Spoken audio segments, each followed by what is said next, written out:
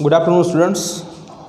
तो लास्ट लेक्चरनी अंदर આપણે સૂક્ષ્મજીવોનો ફાળો સમજતા હતા કે સૂક્ષ્મજીવો જે છે જંતુનાશકો તરીકે કેવી રીતે ઉપયોગી છે। તો એની અંદર આપણે જોયું કે જે ઉપદ્રવી જીવાત છે કે જેને આપણે પેસ્ટ તરીકે ઓળખીએ છીએ એના નાશ કરવા માટે સૂક્ષ્મજીવો ઘણી બધી અગત્યતા ધરાવે છે। એવી જ રીતે આજે આપણે અન્ય વાત કરવાની છે કે જે છે બોટનિકલ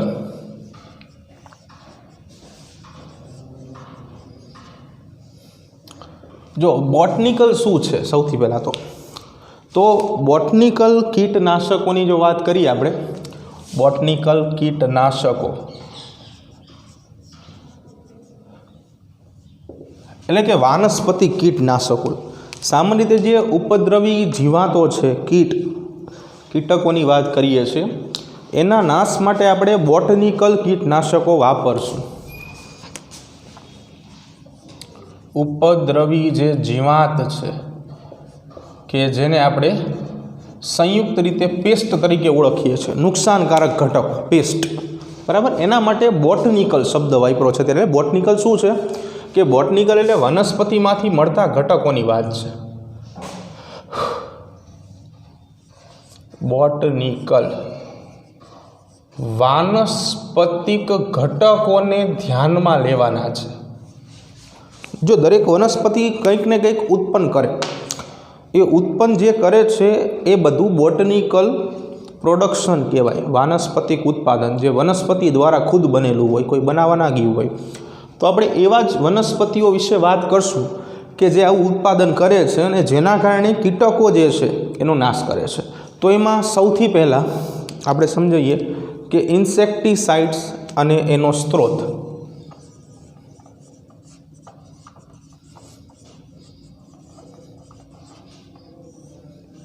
અને એ ઇન્સેક્ટિસાઇડ શેમાંથી મળે છે એના સ્ત્રોત વિશે વાત કરશું।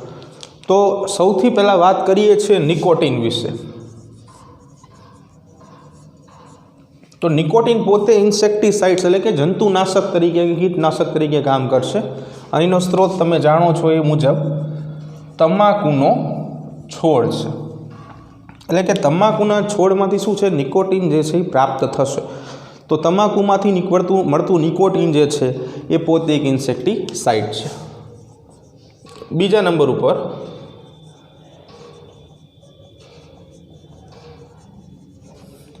क्रायसेंथेमम आ पण एक अगत्यनुं इन्सेक्टिसाइड्स छे।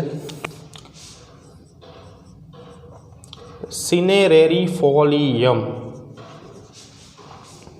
क्रायसेंथेमम सिनेरेरिफोलियम के जे पायरेथ्रोइड नामनु इन्सेक्टिसाइड बनावशे। एक ज मिनिट क्रायसेंथेमम सिनेराफोलियम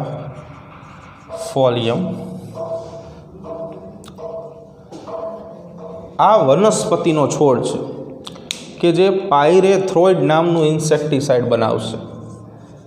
पायरेथ्रोइड नामनु इन्सेक्टिसाइड्स जे छे आ छोड़मांथी प्राप्त थशे। त्रीजा नंबर पर रोटेनोननी वात करीए। रोटेनोन इन्सेक्टिसाइड्स जे छे रोटेनोन जे छे ए खास करीने डेरेस एलिप्टिका डेरिस एलिप्टिका आ वनस्पतिना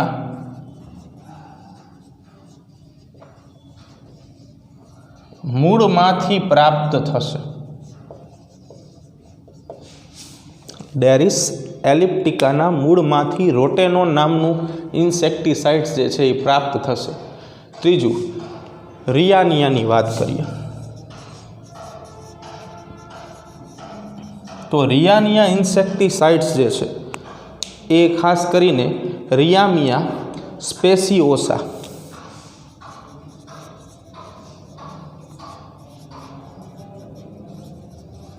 आ वनस्पतिनुं नाम छे रियानिया स्पेसियोसा। तो आ वनस्पतिना मूळ अने प्रकांडमांथी प्राप्त थशे।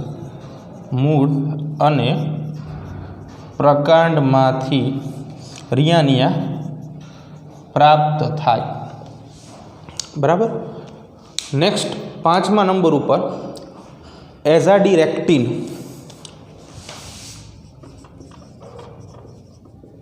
એઝાડિરેક્ટિન તો જે કડવો લીમડો છે એના બીજમાંથી એઝાડિરેક્ટિન જે છે એ પ્રાપ્ત થાય છે, જે પોતે બોટનિકલ કીટનાશક અથવા તો બોટનિકલ ઇન્સેક્ટિસાઇડ્સ તરીકે કામ કરશે, એટલે એઝાડિરેક્ટા ઇન્ડિકા। એઝાડિરેક્ટા ઇન્ડિકાના બીજ, એઝાડિરેક્ટા ઇન્ડિકા એટલે શું થઈ જશે? અહીંયા લીમડો, એમાંથી પ્રાપ્ત થશે।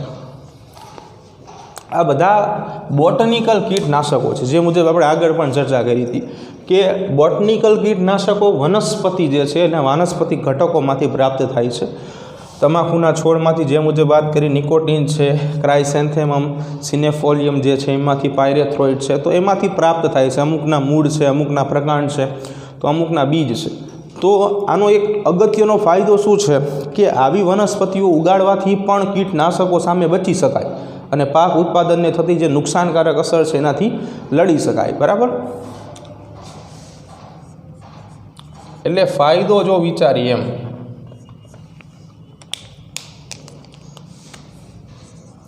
તો આવી વનસ્પતિઓનો ઉછેર કરવાથી રાસાયણિક ઇન્સેક્ટિસાઇડ્સનો ઉપયોગ ઘટાડી શકાય છે। અને સાથે સાથે બીજા નંબર ઉપર શું છે કે કુદરતી રીતે આપણે એમાં પ્રોફિટ એટલે કે ફાયદો જે છે એ પ્રાપ્ત કરી શકીએ છીએ। કુદરતી રીતે ઉપદ્રવી જીવાતો કે જેને આપણે પેસ્ટ કહીએ છીએ સામે પાકનું રક્ષણ પણ પ્રાપ્ત કરી શકીએ છીએ।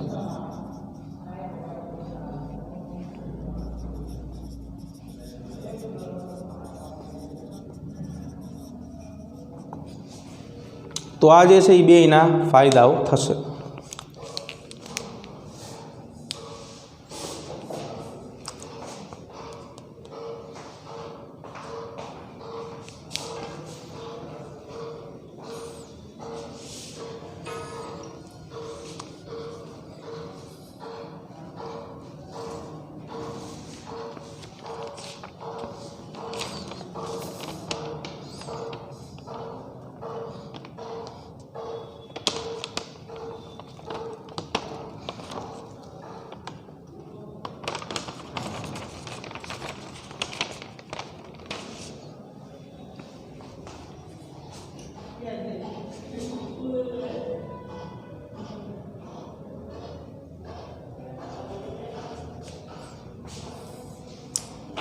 હવે આગળ વાત કરી। હવે લાસ્ટ લેક્ચરમાં જો તમને યાદ હોય તો આપણે બે શબ્દ ઉપર સમજૂતી જે છે આપેલી કે સહજીવી અને મુક્તજીવી, આવા બે સંબંધ જે છે એ કોને કહેવાય?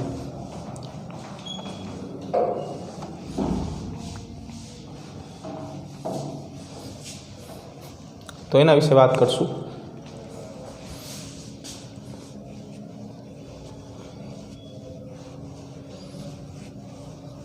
કે સજીવો કાં તો સહજીવી જીવન વિતાવતા હોય કાં મુક્તજીવી જીવન જે છે એ વિતાવતા હોય છે।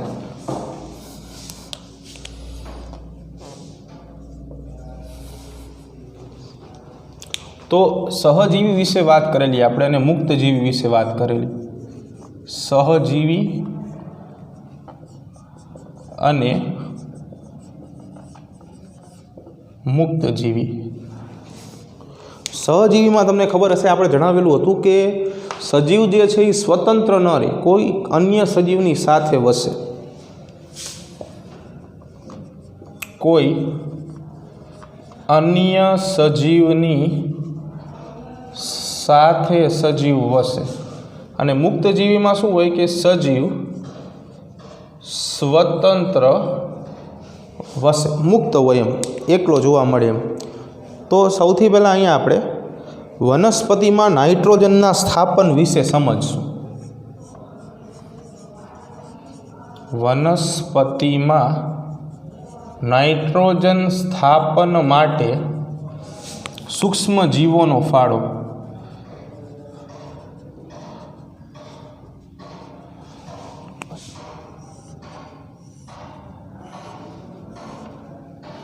જો નાઇટ્રોજન સ્થાપન પહેલાં તો શું છે એની વાત કરીએ.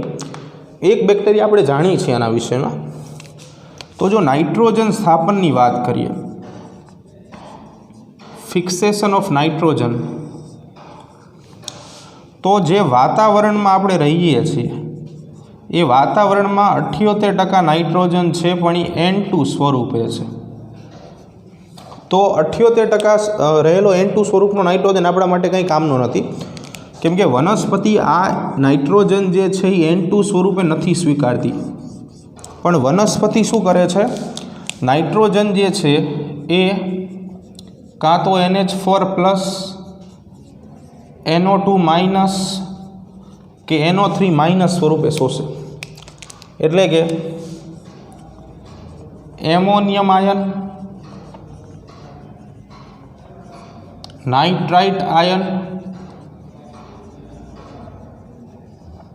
અને નાઇટ્રેટ આયન. તો કહેવાનો અર્થ એવો થયો કે આ ઘટકો નાઇટ્રોજન સ્વરૂપે શોષાઈ શકે વનસ્પતિમાં. તો આ નાઇટ્રોજન જે N2 છે એનું રૂપાંતરણ આમાં કરવાની પ્રક્રિયા નાઇટ્રોજન સ્થાપન કહેવાય. પ્રશ્ન એવો થાય કે નાઇટ્રોજન સ્થાપનથી વનસ્પતિ શું સાબિત કરી શકે?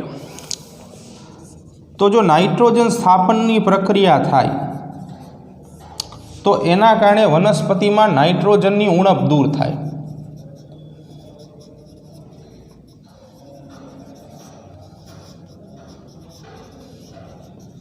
નહીંતર તો શું છે કે ખાતર નાખવા પડે. તમે એક આ ખાતરનું નામ પ્રાઇમરી ધોરણમાં પણ ભણેલા હશો, NPK ખાતર, એટલે કે નાઇટ્રોજન, ફોસ્ફરસ અને પોટાશ ખાતર. નાઇટ્રોજન, ફોસ્ફરસ અને પોટાશ એટલે પોટેશિયમ યુક્ત ખાતર. એમ ત્રણ ઘટકો એક જ ખાતરની અંદર આવી જાય.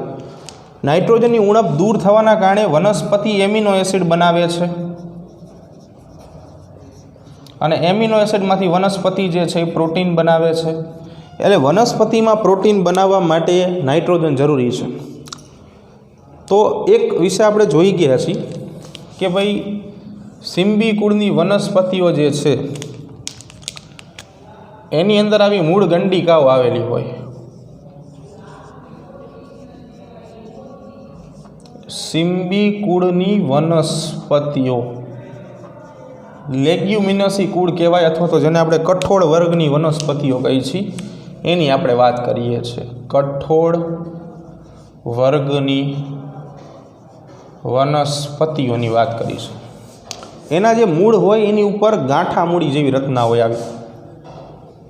આ ઉદાહરણ તરીકે મૂળ છે, એટલે આને મૂળ ગંડિકા કહેવામાં આવે.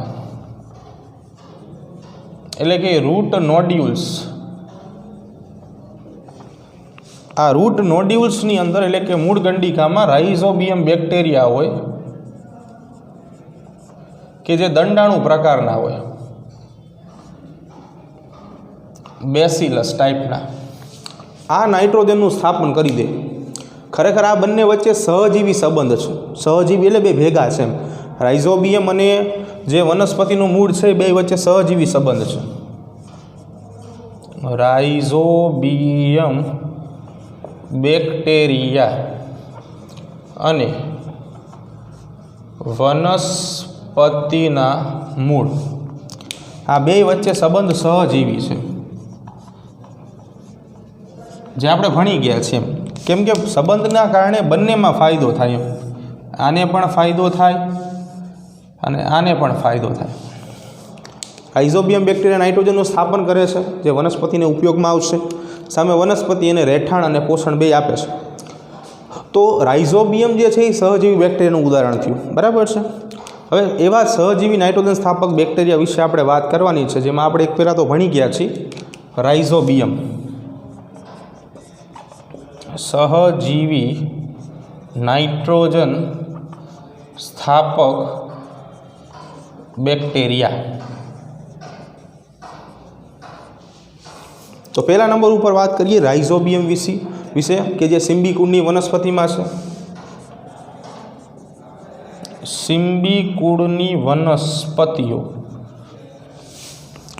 તો એના માટે કોણ આવશે? Rhizobium bacteria. 11 સાયન્સમાં આપણે ભણી ગયા છીએ આના વિશે, બરાબર, ચેપ્ટર નંબર 12માં વિગતવારે. બીજા નંબર ઉપર દેવદાર, કેજ્યુલિના અને એલનસ માટે ફ્રેન્કિયા છે. દેવદાર, એલનસ અને ફ્રેન્કિયા માટે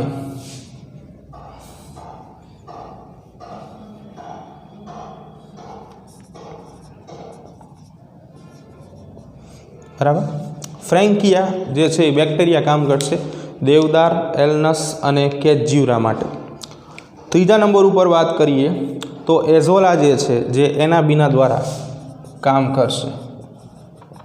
એઝોલા વનસ્પતિમાં એનાબીના બેક્ટેરિયા જે છે ઉપયોગી બનશે. અને શેરડીમાં એલિટોબેક્ટર.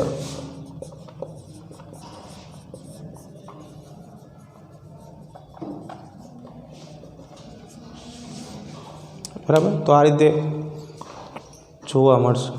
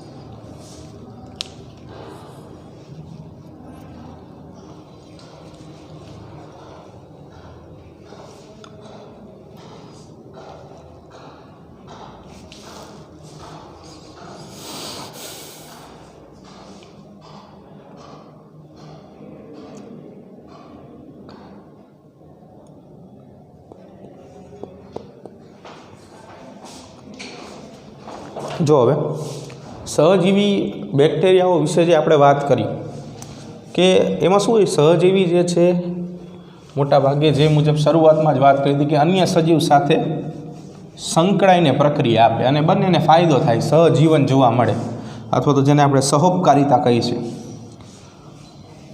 જે આપણે ચેપ્ટર 13માં ભણી ગયા હતા સજીવો અને વસ્તીમાં, છેલ્લા મુદ્દામાં સજીવો વચ્ચે થતી આંતરક્રિયાઓમાં. હવે બીજી વાત કે આ જ સંદર્ભે આપણે આગળ ચર્ચા કરીએ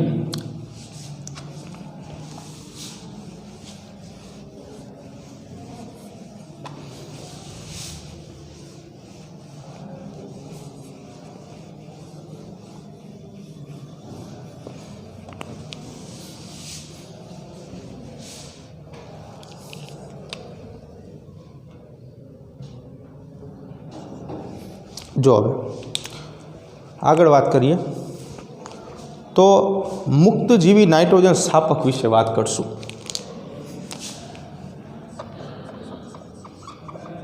મુક્તજીવી નાઇટ્રોજન સ્થાપક. મુક્તજીવી એટલે સ્વતંત્ર છે છતાં પણ નાઇટ્રોજન સ્થાપનનું કામ કરે છે, બરાબર છે. નાઇટ્રોજન સ્થાપક સજીવ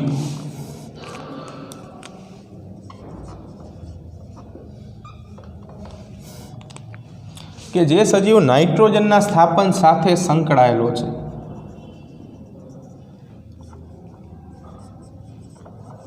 નાઇટ્રોજન સ્થાપનની ક્રિયાની સાથે સંકળાયેલ સજીવ.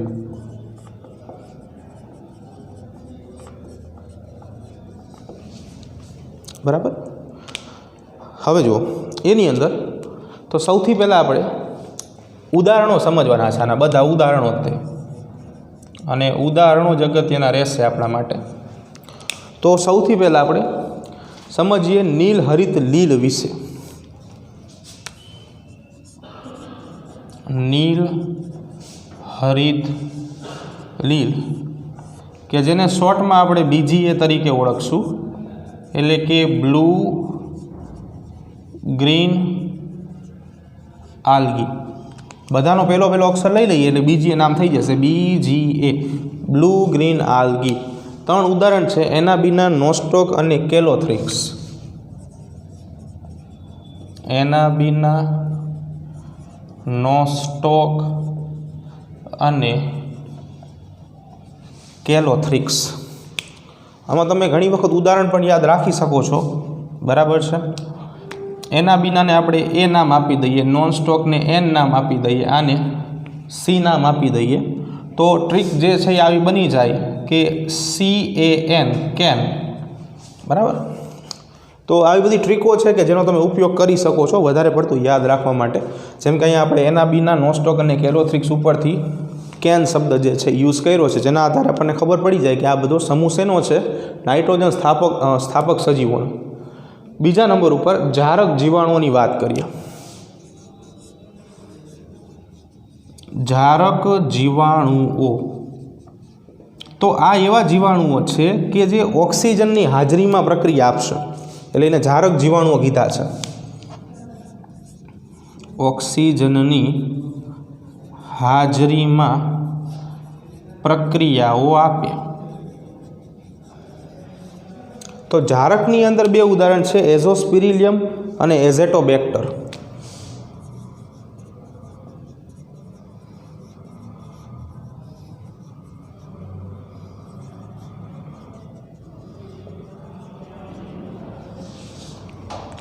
આમાં 2 એથી જ શરૂ થાય છે, બરાબર.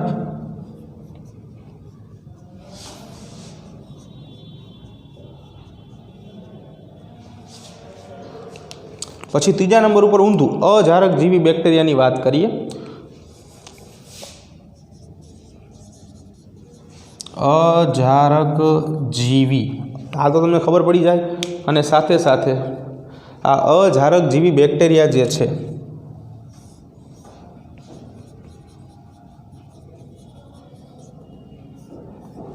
એ અપ્રકાશ સંશ્લેષી છે.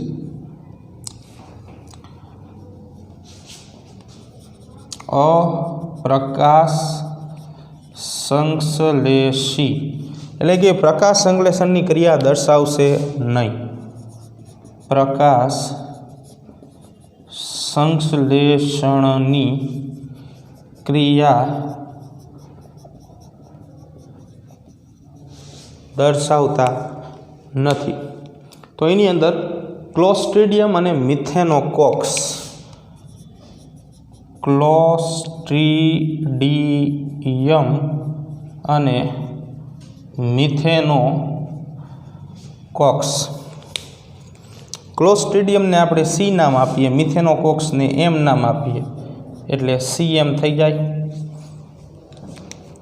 છેલ્લા પ્રકારના અજારક જીવી જીવાણુ ખરા પણ પ્રકાશ સંશ્લેષી. અજારક જીવી જીવાણુઓ પણ પ્રકાશ સંશ્લેષી. અજારક જીવીનો અર્થ એવો થાય કે ઓક્સિજનની ગેરહાજરીમાં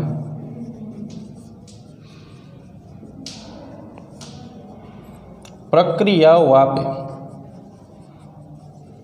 ઓક્સિજનની ગેરહાજરીમાં, કે જ્યાં ઓક્સિજન નહીં હોય એવી પરિસ્થિતિની અંદર પોતાની ક્રિયાઓ જે છે આપશે. અને પ્રકાશ સંશ્લેષીનો અર્થ એવો થશે કે પ્રકાશ સંશ્લેષણની ક્રિયા દર્શાવી શકે.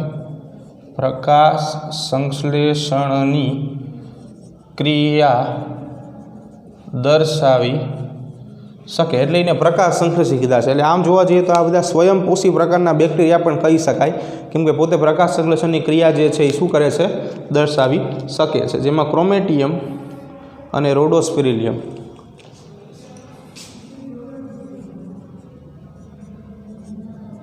ક્રોમેટિયમ અને રોડોસ્પિરિલિયમ.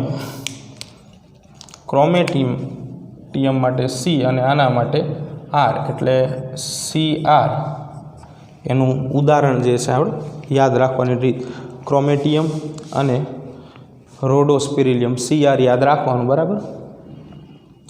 બીજું કેટલાક વધારાના મુદ્દાઓ તરફ આગળ વધીએ તો એના વિના નોસ્ટોક અને ઓસિલેટોરિયા આ બધા સ્વયંપોષી સૂક્ષ્મ જીવો છે.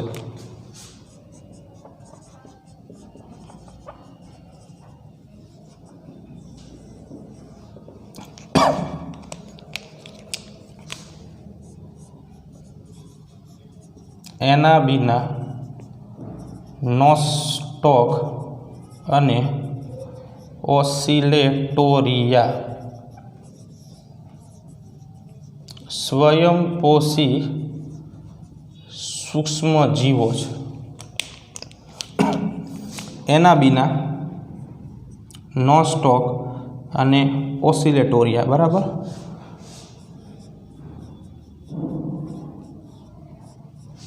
આ બધા કેવા છે? સ્વયંપોષી સૂક્ષ્મ જીવોના ઉદાહરણ છે. આવી ટ્રીકનો ઉપયોગ કરી શકો તમે. બીજું કે સાયનોબેક્ટેરિયા ખાસ કરીને ડાંગરના ખેતરમાં ઉપયોગી છે. સાયનોબેક્ટેરિયા ડાંગરના ખેતરમાં ઉપયોગી છે. ડાંગરના ખેતરની અંદર સાયનોબેક્ટેરિયા ઉપયોગી છે અને ડાંગરના ખેતરમાં CH4 મિથેન વાયુનું પ્રમાણ પણ વધારે મળશે બિકોઝ ઓફ સાયનોબેક્ટેરિયા. બીજું કે ખાસ કરીને BGA જે મુજબ અહીંયા આપણે વાત કરી હતી, બ્લુ ગ્રીન આલ્ગી,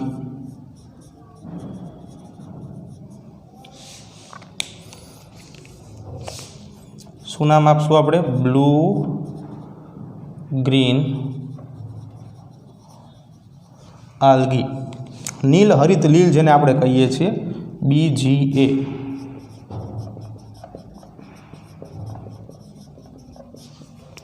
આ જમીનની અંદર ફળદ્રુપતામાં અને કાર્બનિક ઘટકોના પ્રમાણમાં વધારો કરે, એટલે ફાયદાકારક છે. જમીનની ફળદ્રુપતા અને કાર્બનિક દ્રવ્યોમાં વધારો કરે છે. પોષણ મૂલ્ય પણ શું કરશે? વધારશે, બરાબર. એટલે એ પણ ઉપયોગી રહેશે. એટલે એ પણ સૂક્ષ્મજીવ જે છે એ ખાસ કરીને પાક ઉત્પાદનમાં અગત્યની ભૂમિકા ભજવશે.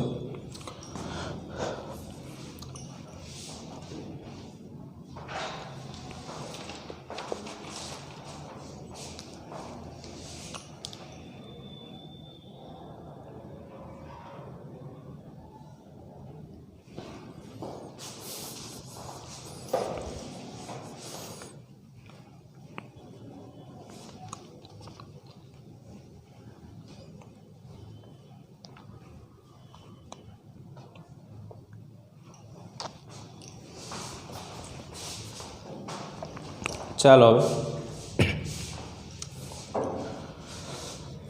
આગળ વધીએ.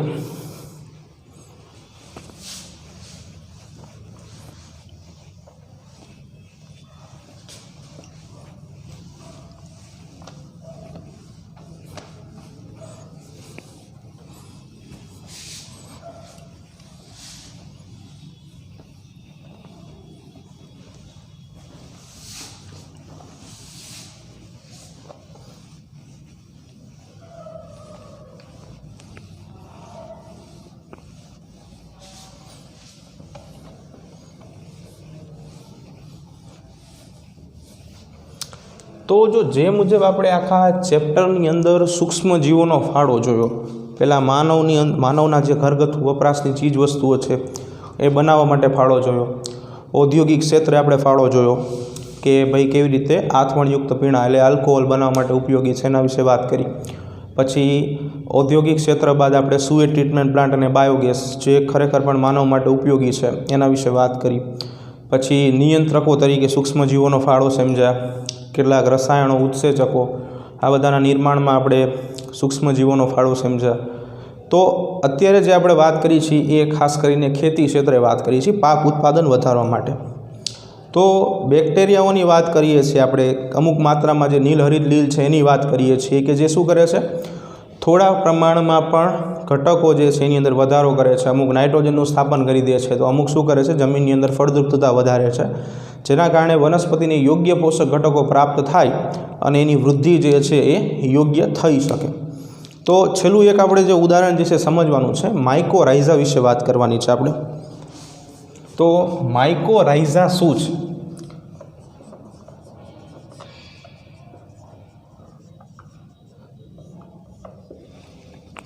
આ શબ્દ જે છે માઇકોરાઇઝા ફ્રેન્ક નામના વૈજ્ઞાનિકે આપ્યો હતો. ફ્રેન્ડ નહીં, ફ્રેન્ક. ફ્રેન્કે વૈજ્ઞાનિક દ્વારા આ શબ્દ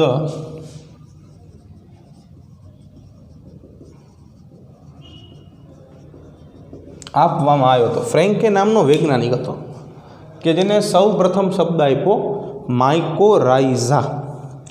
આ ખરેખર એક શબ્દ નથી પણ બે શબ્દનો સમન્વય છે, બરાબર. તો માઇકોરાઇઝા શું કહેવા માગે છે? માઇકોરાઇઝા, તો માઇકોરાઇઝા બે શબ્દ જે છે એ છૂટા પાડીએ તો સૌથી પહેલાં આવી જાય માઇકો, અને બીજા નંબર ઉપર રાઇઝા એટલે કે રાઇઝોઇડ્સ.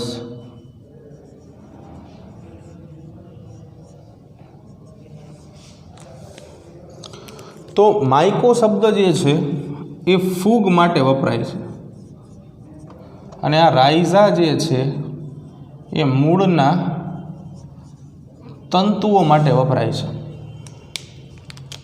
તો ફૂગ અને મૂળના તંતુઓ બંને વચ્ચેનું જે સહજીવન છે અથવા તો બે વચ્ચે જે સહોપકારિતાયુક્ત સંબંધ છે એને સંયુક્ત રીતે માઇકોરાઇઝા કહેવામાં આવે.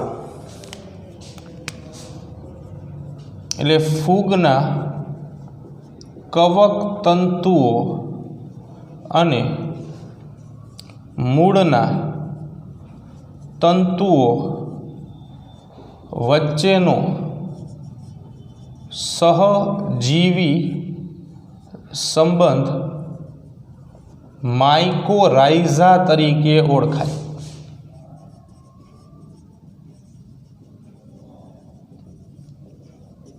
બે વચ્ચે સહજીવી સંબંધ છે એટલે બંનેને ફાયદો થાય એમ. કેવી રીતે? તો એની આપણે વાત કરીએ. તો જે માઇકો એટલે કે ફૂગના ઘટકો છે, એ ફૂગના ઘટકો ખાસ કરીને જમીનમાંથી પાણી, ખનિજ ક્ષારો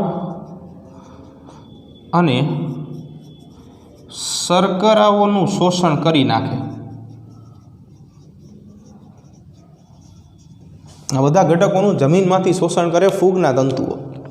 પણ આ બધા ઘટકોનો કોઈ જ ઉપયોગ જે છે એ ફૂગ કરી ના શકે, કેમ કે પોતે વિષમપોષી છે, બરાબર.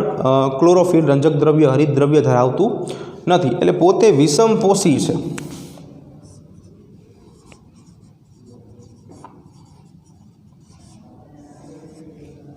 એટલે આ ઘટકો જેનું શોષણ કર્યું છે ને એ બધા ઘટકો એ વનસ્પતિના મૂળને આપશે.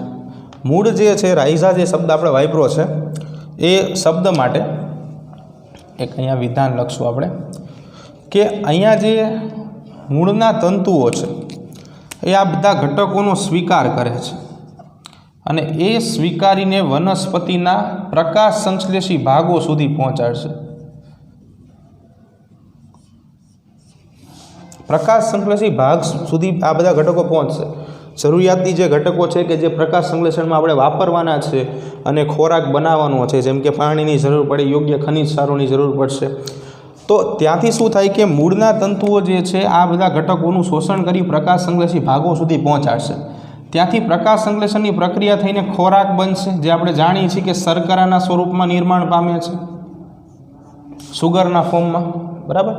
તો આ જે ખોરાક છે એ વનસ્પતિ મૂળને આપશે. તો અહીંયા શું થયું? બંનેનો ફાયદો થયો. એટલા માટે આપણે શબ્દ વાપર્યો તો સહજીવી સંબંધ છે.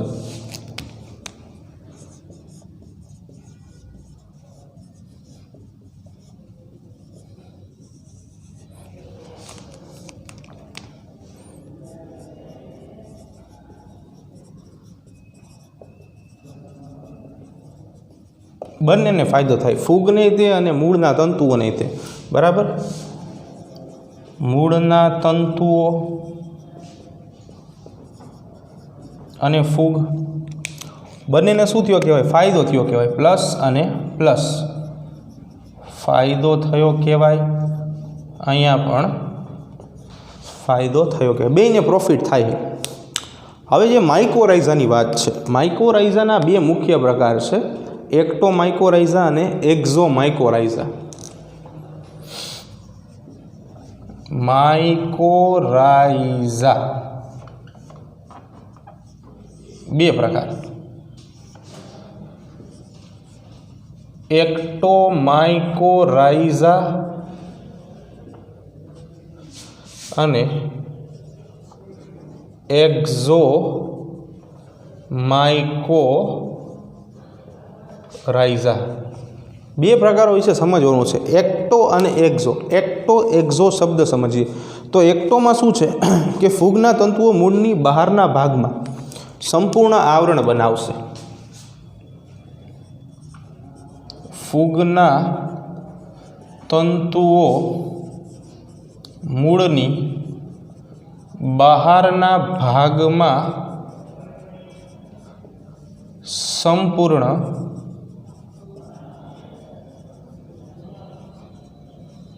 આવરણ બનાવે છે. બહાર માટે શબ્દ એક્ટો જે છે એ વાપરો છે કે બહારના ભાગમાં, મૂળના જે બહારનો ભાગ છે ત્યાં ફૂગના જે તાતણાઓ છે તો તંતુઓ છે એ એક આવરણ બનાવે છે. અને એના ઉદાહરણમાં પાઇનસ અને યુકેલિપ્ટસ.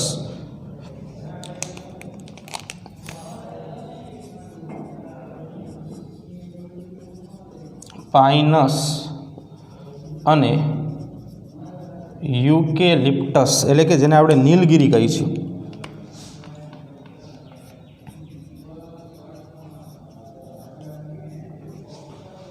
બરાબર. એક્ઝોમાઇકોરાઇઝામાં એની કરતાં ઊંધું છે. તો ત્યાં શું થાય છે કે ફૂગના તંતુ મૂળની બહારના ભાગમાં આવરણ નથી બનાવતા, પણ માત્ર એક્ઝો એટલે અંદરની બાજુ વિસ્તરેલા હોય છે. મૂળની બહારની બાજુએ કોઈ આવરણ બનાવતા નથી, ફક્ત આંતરિક બાજુએ મૂળમાં ફૂગના તંતુઓ ફેલાયેલા હોય છે અથવા તો વિસ્તરેલા હોય. બરાબર. તો આપણે એને એક્ઝોમાઇકોરાઇઝા કહેશું. તો એનું ઉદાહરણ છે ઘાસ, ધાન્ય, ચા, રબર, તમાકુ અને ઓર્કિડ્સ. ઘાસ, ધાન્ય, ચા, રબર, તમાકુ, ઓર્કિડ્સ. તો આ બધાની અંદર એક્ઝોમાઇકોરાઇઝા જે છે એ જોવા મળશે.